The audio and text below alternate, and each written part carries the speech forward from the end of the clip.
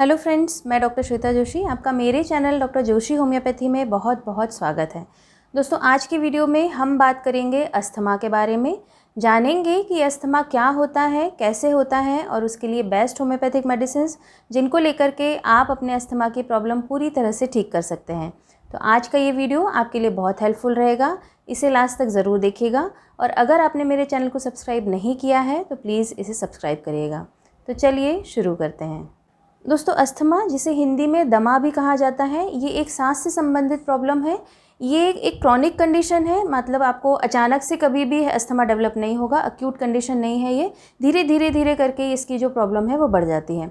जब भी कभी हमारे एयर पैसेजेस में, यानी हम जब नाक से सांस लेते हैं, ऑक्सीजन लेते हैं और वो हमारे फेफड़े तक पहुंचती है, तो उसका जो पैसेज है यानी हमारा जो एयरवेज है, उनमें जब भी कभी स्वेलिंग हो जाती है या वो जो रास्ते हैं वो नैरो हो जाते हैं यानी सिकुड़ जाते हैं किसी भी कारण से, तो उस समय हमें अस्थमा की प्रॉब्लम डेवलप होती है और उसमें बहुत ज़्यादा म्यूकस का सिक्रीशन होने लगता है।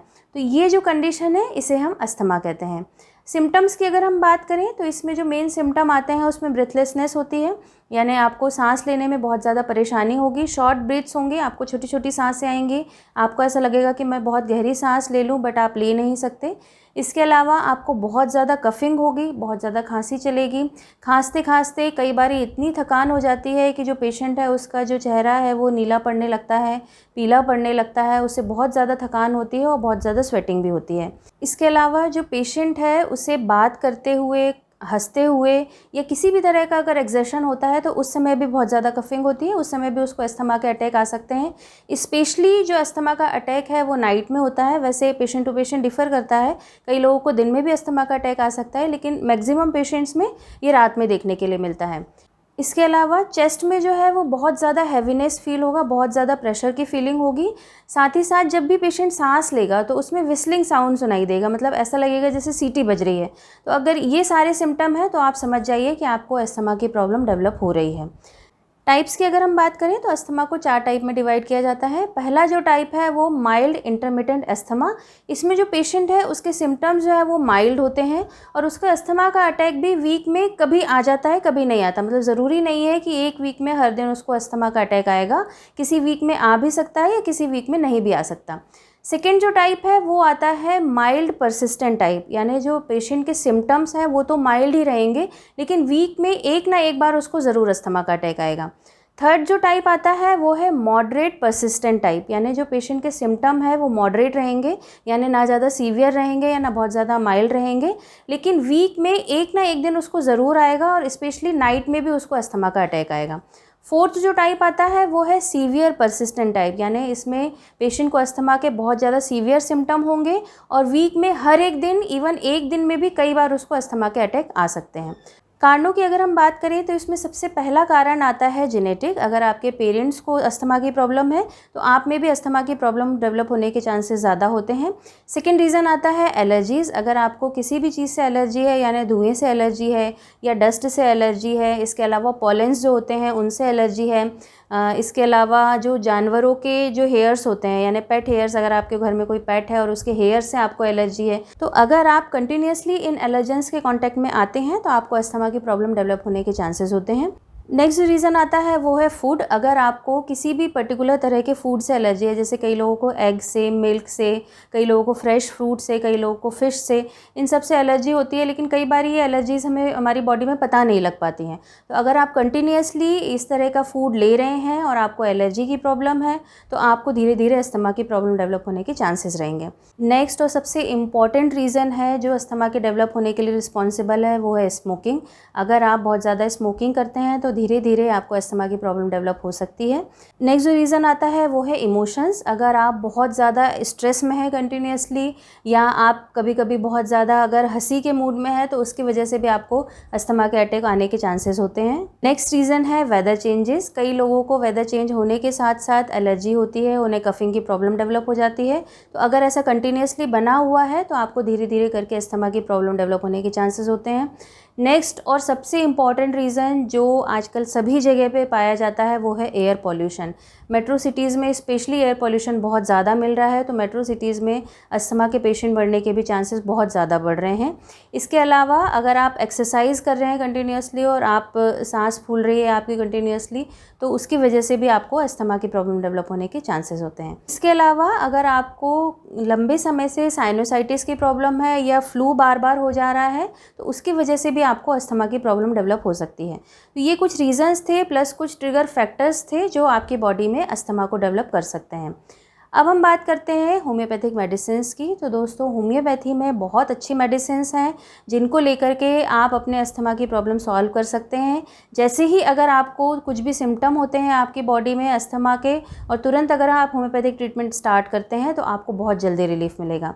इसमें सबसे पहली मेडिसिन आती है आर्सेनिक एल्बम। दोस्तों, ये अस्थमा के लिए बहुत अच्छी मेडिसिन है। इसमें जो है वो पेशेंट को लेटने के टाइम पे ज़्यादा अस्थमा का अटैक आता है, मतलब जैसे ही वो लेटता है तो उसे कफिंग स्टार्ट हो जाती है। इसके अलावा आधी रात होते ही उसे अस्थमा की ज़्यादा प्रॉब्लम डेवलप होती है। तो अगर ये आपके सिम्टम है तो आर्सेनिक एल्बम आपके लिए एक बहुत अच्छी मेडिसिन है। 30 पोटेंसी में 2-2 बूंदें दिन में 4 बार लेकर के आप इसको यूज़ कर सकते हैं। नेक्स्ट जो मेडिसिन आती है वो है स्पॉन्जिया। दोस्तों, स्पॉन्जिया में ओवर एक्सर्शन के कारण अगर आपको कफिंग की प्रॉब्लम हो रही है तो स्पॉन्जिया उन पेशेंट्स को दी जाती है। इसके अलावा इसमें बार्किंग कफ होता है, मतलब ऐसा लगता है जैसे कोई कुत्ता भौंक रहा है, इस तरह की कफिंग करता है पेशेंट। उसे कुछ भी खाने से या गर्म पानी पीने से आराम लगता है। फीमेल्स में अगर ये प्रॉब्लम हो रही है तो पीरियड्स के टाइम पे अगर उनकी प्रॉब्लम बढ़ रही है अस्थमा की, तो उन लोगों के लिए स्पॉन्जिया बहुत अच्छी मेडिसिन है। इसके अलावा जो पेशेंट है वो टाइट क्लोथिंग से बिल्कुल पसंद नहीं करता। टाइट क्लोथिंग मतलब वो अगर कोई भी टाइट कपड़े पहन लेता है तो उसे बिल्कुल अनकंफर्टेबल लगता है। तो अगर ये सारे आपके सिम्टम हैं तो स्पॉन्जिया आपके लिए एक बहुत अच्छी मेडिसिन है।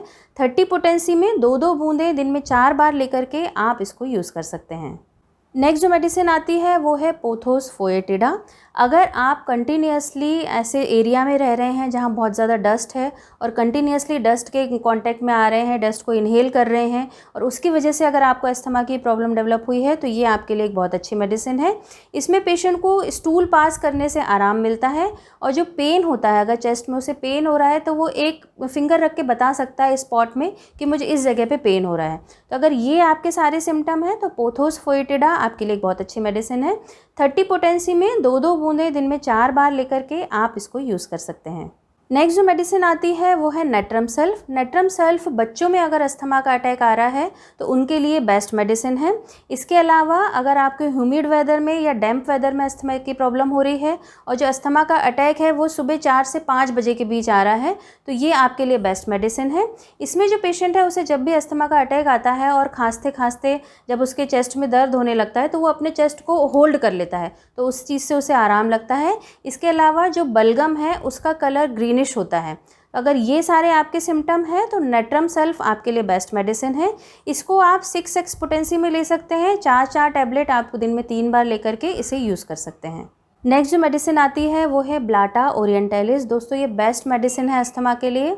अगर आपको अस्थमा का कोई भी सिम्टम मिल रहा है तो आप ये मेडिसिन को यूज़ कर सकते हैं।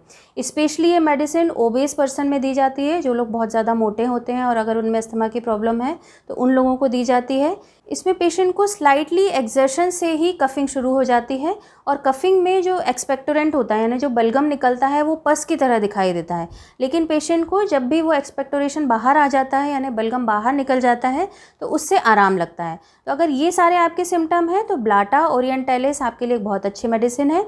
इसका आपको मदर टिंचर फॉर्म यूज़ करना है। मदर टिंचर फॉर्म में 10-10 बूंदें आप दिन में 3 बार इसको पानी में डाल के ले सकते हैं।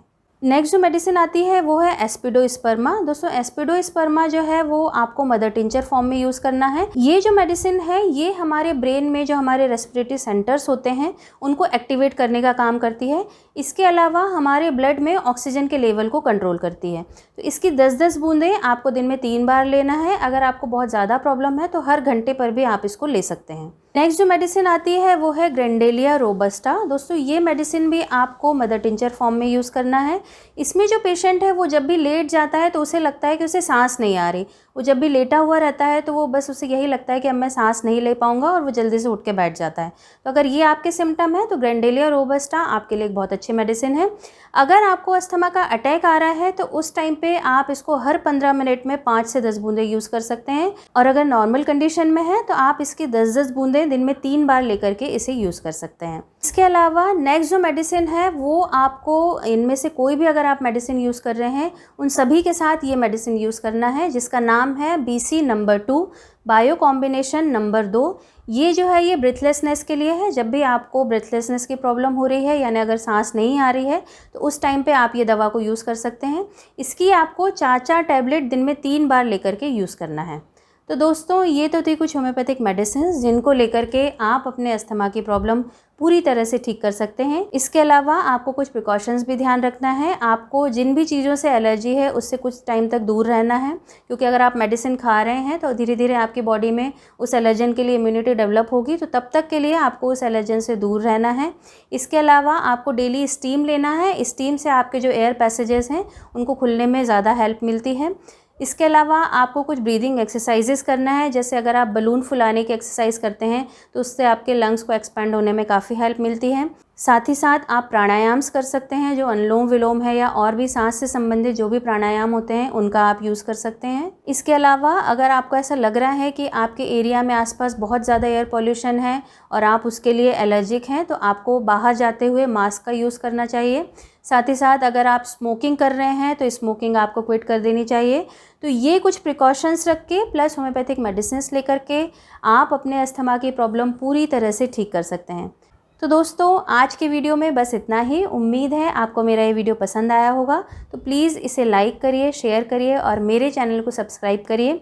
साथ ही साथ बेल बटन को भी दबाइए ताकि आपको मेरे आने वाले वीडियो के नोटिफिकेशंस टाइम से मिलते रहें।